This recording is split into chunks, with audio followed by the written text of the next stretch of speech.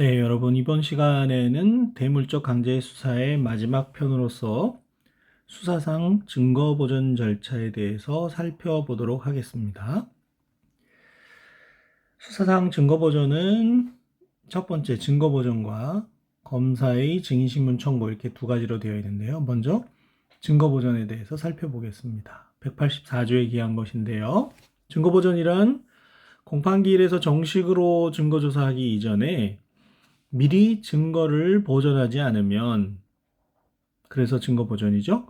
그 증거를 사용하기 곤란한 사정이 있는 경우에 검사, 피의자, 피고인 또는 변호인의 청구에 의해서 지방법원 판사가 압수, 수색, 검증, 증인신문 또는 감정을 해서 그 결과를 보존하는 절차를 말합니다. 그래서 그 근거조문이 184조에 있다는 것을 잘 기억을 해야 되겠고요. 증거보전 절차는 피의자 및 피고인이 판사를 통해서 강제적으로 자신에게 유리한 증거를 수집 보전하는 제도라는 점에서 중요한 의의가 있습니다. 왜냐하면 검사의 경우에는 우리가 그동안 공부해 온 것처럼 증거를 수집 보전하는 여러 강제 수사의 방법이 인정되고 있을 뿐만 아니라 뒤에서 보는 참고인에 대한 증인신문 청구 221조의 이 제도가 또한 존재하고 있기 때문에 그렇습니다. 그래서 이 절차는 피의자, 피고인에게 인정된다는 점이 더 의의가 있다는 것이죠.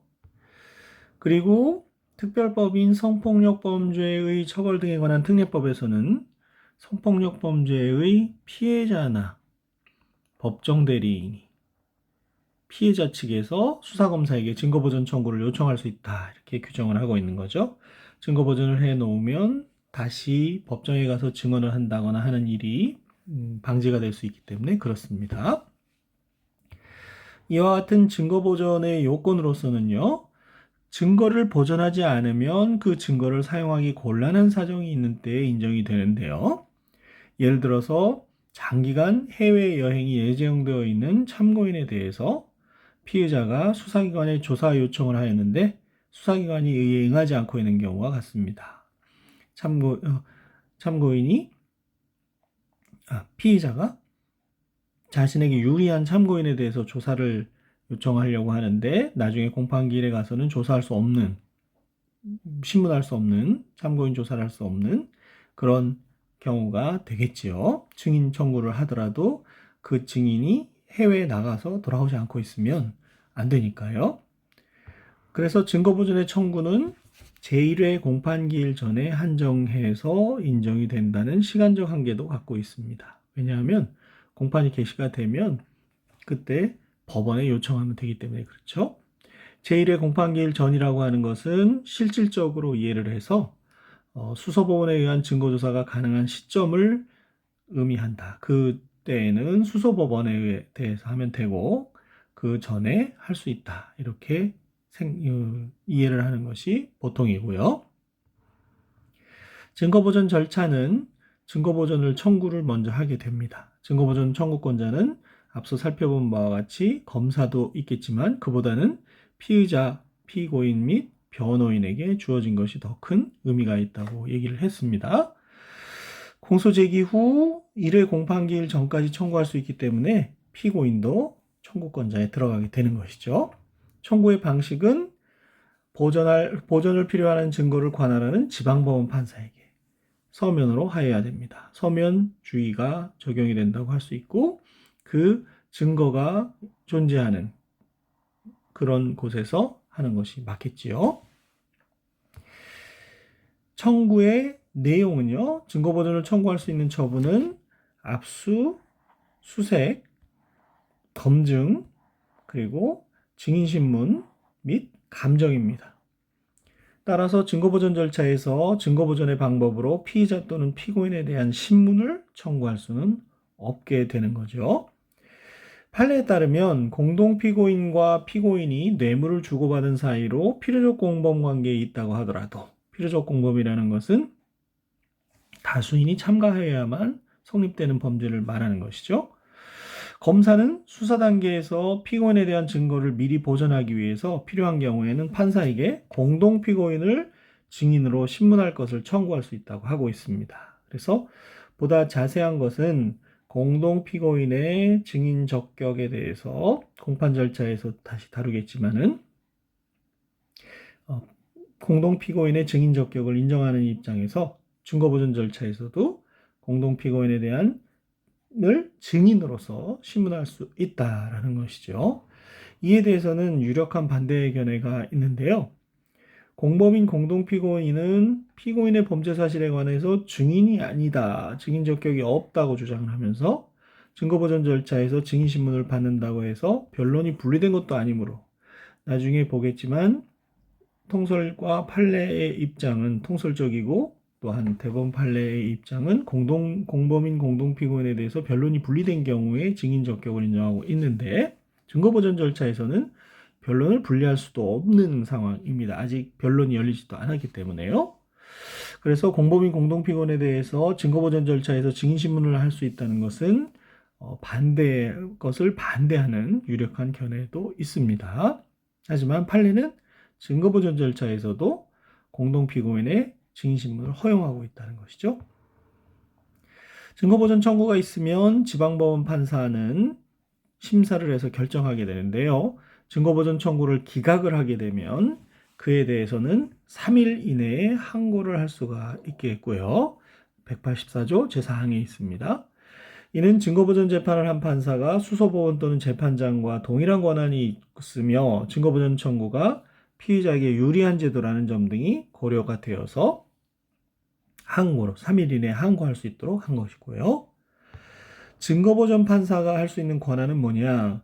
그 증거보전 청구를 받은 판사는 그 처분에 관해서 법원 또는 재판장과 동일한 권한이 있습니다. 따라서 법원이 행하는 압수수색 검증, 증인신문 및 감정에 관한 규정이 그대로 준용이 되겠습니다. 당사자의 증거조사 참여권 및 증인신문권에 관한 규정도 준용이 되고요. 증거보전 후에는 어떤 절차가 필요하느냐? 증거를 보관하게 됩니다. 증거보전에 의해서 취득한 증거, 예를 들어서 증인신문을 했다 그러면 증인신문 조서 같은 것은 누가 보관하느냐? 증거보전을 행한 판사 소속의 법원에서 보관을 하게 됩니다. 이 점이 뒤에서 보는 검사에 의한 참고인 신문하고도 다른 점이 되겠죠. 그리고 어떻게 그럼 증거를 현출하게 되느냐? 나중에 증거 신청을 하게 되는데 서류 등은 열람 복사를 할 수가 있습니다. 검사, 피의자, 피고인 및 변호인은 판사의 허가를 얻어서 증거보전 절차에 의해서 압수한 물건이나 작성된 서류 등에 대해서 열람 또는 복사할 수가 있겠고요. 증거보전 절차에서 작성된 조서는 증거 능력을 갖게 될까요? 그렇습니다. 증거 능력을 갖지 못하면 굳이 그런 절차를 밟을 필요가 없잖아요. 그래서 특별 규정을 두어서 증거보전 절차에서 작성된 조서는 법원 또는 법관의 조서로서 법관이 관여해서 압수수색 검증 또는 증인신문 감정을 하기 때문에 그렇죠. 당연히 증거 능력이 인정이 됩니다. 나중에 전문법칙에서 배우겠지만 전문법칙의 전형적인 1차적인 예외가 되겠습니다. 그러나 검사나 피고인이 증거로 이용하려고 그러면 아까 본 것처럼 법원에 보관되어 있는 자료를 증거조사 신청을 해야 됩니다. 그리고 그 절차에 의해서 보존된 서류 또는 물건도 공판중심주의 요청에 의해서 증거조사를 거쳐야 사실인정의 증거를 할 수 있다. 이렇게 보는 것이죠. 한편 증거보존 절차에서 당사자에게 미리 통지하지 않음으로 인해서 당사자의 참여가 보장되지 않은 상태에서 이루어진 증인신문에 대한 조서는 그 증인이 후에 법정에서 진정성립을 인정하더라도 위법하게 수집된 증거로서 증거로 할 수 없다는 것이죠. 네. 당연히 참여권이 보장이 되어야 되는데 참여가 보장되지 않은 상태. 왜냐하면 증인 신문기일 같은 것을 통지하지 않아서 그런 경우가 되겠죠. 이 부분은 위법 수집 증거에 해당한다는 것을 굉장히 수긍이 되는 당연한 논리라고 법리라고 생각이 됩니다. 자, 두 번째는 수사당의 증거 보존으로서 참고인에 대한 증인신문 청구를 할 수가 있는데요. 여기서 허용되는 것은 증인신문만이 허용이 되고요. 앞에서 본 압수수색, 검증, 감정은 아닌 것이죠. 그래서 범죄의 수사에 반드시 필요한 참고인이 수사기관에 출석 또는 진술을 거부한 경우에 검사가 제1회 공판기일 전에 한정해서 판사에게 증인신문을 청구하는 것을 말합니다. 그리고 그와 같은 내용은 221조의 2에 있다는 것을 잘 기억을 해 놓으셔야겠고요. 이것은 참고인의 지위를 어느 정도 희생해서라도 공익을 옹호할 필요성에서 인정되는 것이라고 하겠고요. 앞서 본 바와 같이 184조에 의한 증거보존 제도가 있음에도 불구하고 검사에게는 이 조항에 의해서 중복해서 증인신문 청구권이 있다고 보겠습니다. 그런데 다음과 아래에서 보는 것처럼 다른 점이 있습니다. 자, 221조의 2에 의한 증인신문의 요건은 범죄 수사에 없어서는 안 될 사실을 안다고 명백히 인정되는 참고인이 수사기관의 출석 요구에 불응하거나 진술을 거부하는 경우에 인정이 됩니다. 그래서 수사기관이 참고인의 진술을 확보하는 수단으로 활용될 수 있는 겁니다. 그리고 제1회 공판기일 전에만 허용이 되는 것이죠. 1회 공판기일 이후에는 수소법원에다 하면 되기 때문에요. 수사상의 증거보존이 아닌 것이죠. 이와 같은 참고인에 대한 증인신문 절차는 역시 다음과 같은 절차를 밟게 되는데 검사에 의해서 청구가 있게 되면요. 그 검사는 역시 서면으로 출석에 불응하거나 진술을 거부하는 사유를 소명을 해서, 소명이라는 것은 증명과 대비되는 개념인데 증명과 소명에 대해서는 증거법에서 자세히 다루겠지만 증명의 정도의 차이가 있습니다. 증명이 더 높은 정도의 입증을 요하는 것이지요. 증인신문은 어떻게 하느냐 하면 참고인에 대해서 증인신문 청구를 받은 판사는 증인신문에 관해서 법원 또는 재판장과 동일한 권한이 있어서 증인신문의 절차와 방식에 관해서는 나중에 배울 수서법원의 공판 절차에서의 증인신문에 관한 규정이 그대로 적용이 되겠습니다. 판사가 증인신문기일을 정한 때에는 당연히 피의자, 피고인 및 변호인에게 이를 통지해서 증인신문에 참여할 수 있도록 하여야 되고요. 앞서 184조에 의한 증거보전에서 참여권을 통지하지 않아서 증거로 삼을 수 없었던 경우와도 비교해 보시면 더 이해가 쉽게 되겠습니다. 참고인에 대한 증인신문을 한 후의 절차는 어떻게 되느냐? 그 서류를 법원에서 이번엔 보관하는 것이 아니고 판사가 참고인에 대하여 증인신문을 한 때에는 지체 없이 이에 관한 서류를 검사에게 송부를 해서 검사가 보관을 하게 됩니다. 일종의 수사서류가 되는 것이고요. 그렇기 때문에 뒤에서 보는 것처럼 열람, 복사가 제한이 되는 것입니다. 증거보존 절차, 184조에 의한 증거보존 절차에서 보존한 서류 등을 그 증거보존 절차를 행한 판사 소속의 법원이 보관하는 것과 다르다는 점에 유의를 하셔야 되겠고요. 이는 소송법적으로 중요한 의미를 가지게 되는데 검사가 보관하는 수사서류에 해당하기 때문에 우리가 변호인의 권리에서 본 바와 같이 수사서류에 대해서 피의자는 증인신문 서류 등에 대해서 열람 또는 복사권이 인정이 되지 않습니다. 왜냐하면 소송 계속, 즉 공소제기 후의 서류에 대해서 원칙적으로 증거 열람 복사권이 있기 때문에 그렇죠. 따라서 수사 기밀이 누설될 염려가 없다는 이유로 검사에게만 이와 같은 참고인에 대한 증인신문을 인정한 이유가 있다고 설명이 되고 있습니다. 이렇게 해서 작성된 증인신문 조서의 증거 능력은 앞서 본 184조에 의한 증거보존 절차와 같습니다. 그래서 참고인에 대한 증인신문 절차에서 작성된 증인신문 조서의 증거 능력은 앞서 본 184조의 증거보존 절차에서 작성된 조서의 증거 능력과 같아서 증인신문 절차에서 작성된 증인신문 조서는 법원 또는 법관의 조서로서 이게 나중에 배울 311조의 조문법칙의 전형적인 예외 중에 하나인데요. 당연히 증거 능력이 인정이 됩니다. 역시 311조의 얘기라고 했죠. 검사나 피고인이 증거로 이용하기 위해서는 역시 수서법원에 증거조사를 신청해야 되겠고요. 이 증인신문 조서에 대해서 증거조사를 해달라 이렇게 신청을 해야 되는 것이고요.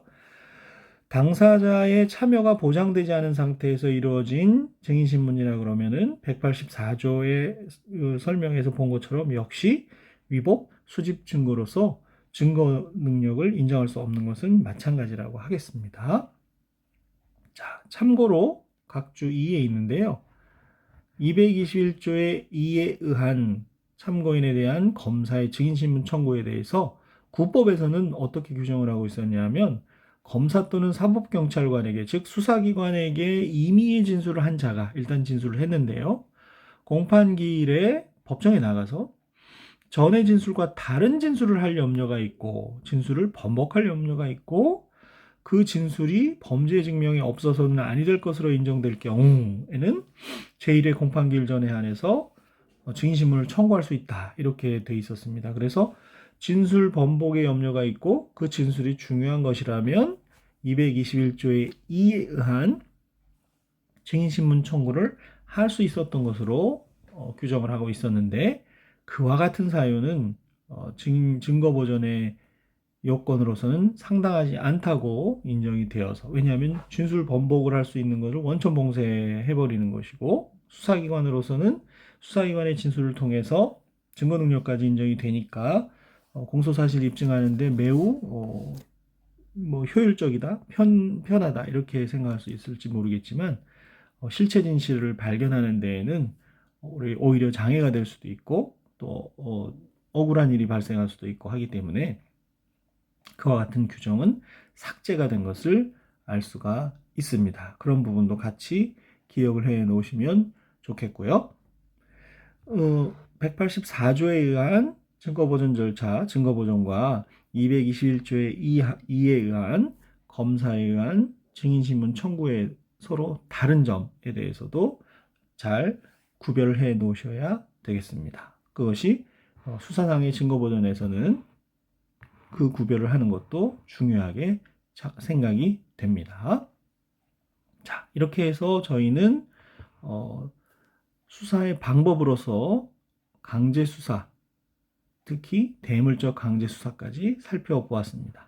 다음에는 이제 수사의 종결에 대해서 살펴보도록 하겠습니다. 여러분 수고하셨습니다.